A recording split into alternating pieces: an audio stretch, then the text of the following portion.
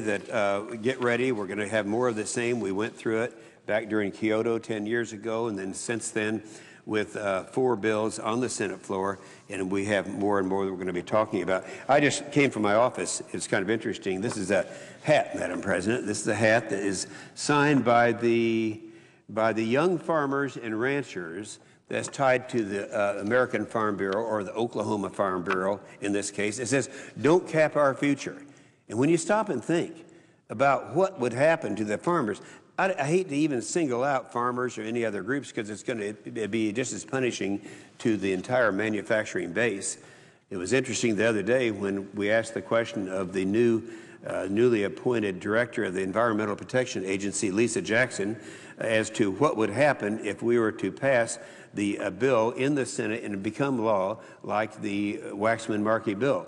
How much would it reduce CO2 emissions? And she said, well, it wouldn't reduce it, because if we act unilaterally in the United States, then we're going to have, things happen where this isn't where the problem is.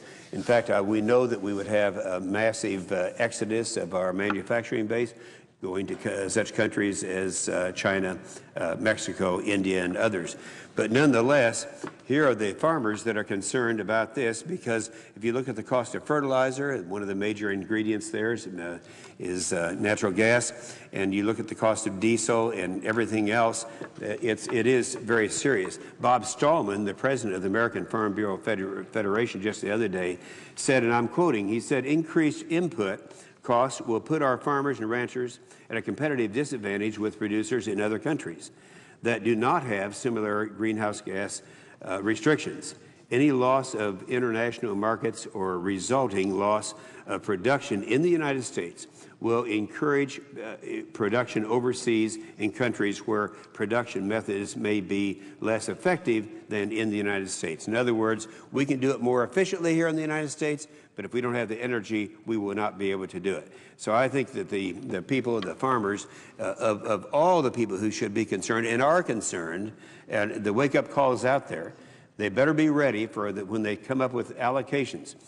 The allocations will not be available to us during the next 3 days of hearings, but the allocations are something that are held back in secret so that they can go to different elements of the society and say, well, you're going to have an allocation where you can be a winner.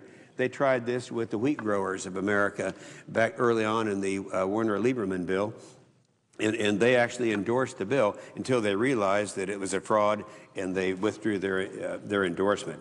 I think that Senator Kit Bond said it well. They did a study in the state of Missouri, and the study found that the proposed cap and trade legislation will cost the average Missouri farmer an additional $11,000 a year in 2020 and more than $30,000 a year by 2050. So let me just say to Tyler and to all my friends at the Oklahoma Farm Bureau, I've got your hat. We'll wear it with dignity all the way to Copenhagen and make sure this thing doesn't pass. I yield the floor.